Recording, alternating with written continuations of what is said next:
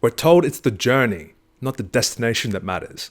But for most, I just don't think it hits home.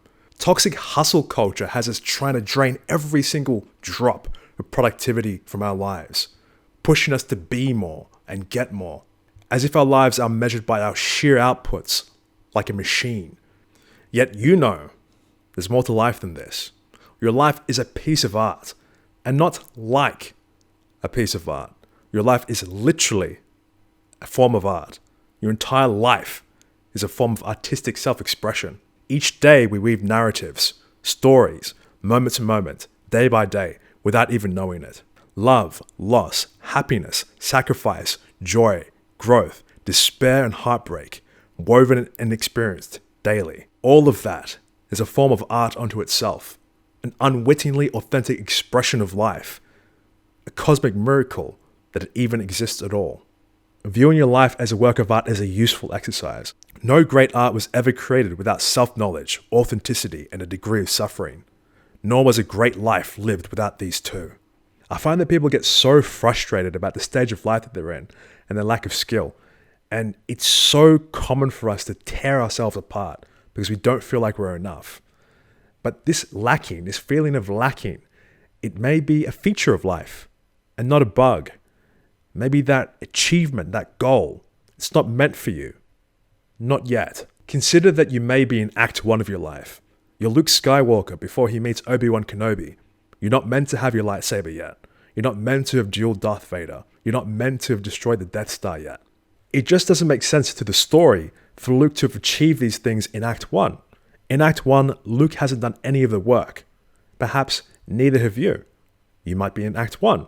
So this feeling, this sense of lacking, as if you're not skillful enough and you haven't done enough, this may just be a feature of the stage of life that you're in. So many of us are in a rush to get to the next stage of achievement, the next goal, the next summit. Stories have arcs, they have acts, and so does your life. It has stages that you have to go through, one by one by one. The question I'm going to pose to you is, would you actually want to achieve everything you desired instantly? Think of Star Wars. Imagine how bad the movie would be if it was just 2 minutes of some random guy with no story, there's no stakes, there's nothing to lose, and he instantly saves the day. Doesn't sound too fun, does it? The journey and destination are linked. The journey is what gives the destination any meaning at all. Without the journey, the destination is meaningless, empty, and hollow. Why do you think it is that children of billionaires, or people who win the lottery, so often fall apart? They fall apart because the destination they've got has no meaning, and there's no journey, no work to get there. The point I'm trying to make is to slow down. Life is mainly journey. If your life was a movie, your destination or goal is a single frame in the movie, just one. All of the rest of your life is all the other frames in the movie. Luke only gets to blow up the Death Star once. You only get to enjoy your graduation once. Your goal for subscribers on YouTube, your first training personal best. You achieve the goal, it's in the palm of your hand, then you grasp it, and then it's gone. That rush of achievement, it's there for a second, like a flash in the pan, and then whew, it's gone. So what I'm trying to impress upon you is that if you continue to rush through life, you risk blazing past all the beauty, all of life, because as I said, life is mainly journey. So what are you in a rush for? Why are you rushing to die? This chase ultimately is going to end in your death, which kind of sounds like I'm trying to scare you, but I'm really not. It's simply the truth. So I ask you to slow down. If you don't, you risk missing all the beauty and fullness in life. I recently discovered this term, saudade. It's a word in Portuguese, and I feel that it really encompasses my feeling of the present moment perfectly. Saudade is a Portuguese term that doesn't have a direct translation in English. It refers to a deep emotional state of longing, melancholy, or nostalgia, often with an underlying sense of incompleteness or emptiness. Saudade encompasses a complex mix of feelings, including yearning for something or someone absent, fond remembrance of the past, and a sense of loss or sorrow for something that may never be regained.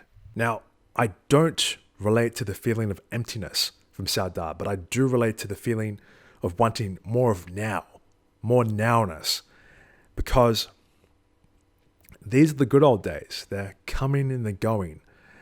These are the days that we're going to look back on when we're older, thinking, wow, these were just the golden years. And I just think it would be such a tragedy to miss all of that purely in the pursuit of ambition and goals and achievement. Don't get me wrong, I'm super ambitious. I have a lot of goals and a lot that I want to achieve out of life, but I really think we've got to stop, pause, smell the roses, surrender, soak in the entire present moment, and just appreciate all that life has to offer, the ups, the downs, the victories, the triumphs, because that's really all life is. Life is just this present moment, ever unfolding, ever dying. And these small interactions that you have each day, time you spend alone, the time you spend with others, these moments with people, these interactions, and then you pepper a few small triumphs and a few anguishes. And that's it. That's basically life. So if you keep chasing these goals endlessly, you risk missing all the richness that life has to offer, all the fullness in every single moment. As I said before, life is mainly journey. So don't miss it. Don't let it pass, because it's only once, only here, just that once. Then it's gone forever. I'll leave you with a quote from writer Gwynder Bogle. One of the most perilous illusions is that your real life has not yet begun, that your present existence is a mere prelude to some idyllic future. This idyll is a mirage that will fade as you approach, revealing the prelude you hurried through was in fact the one to your death. I know that sounds heavy, but I think it's really important to reflect on. So I'll leave you with that. Thank you for watching, and until next time.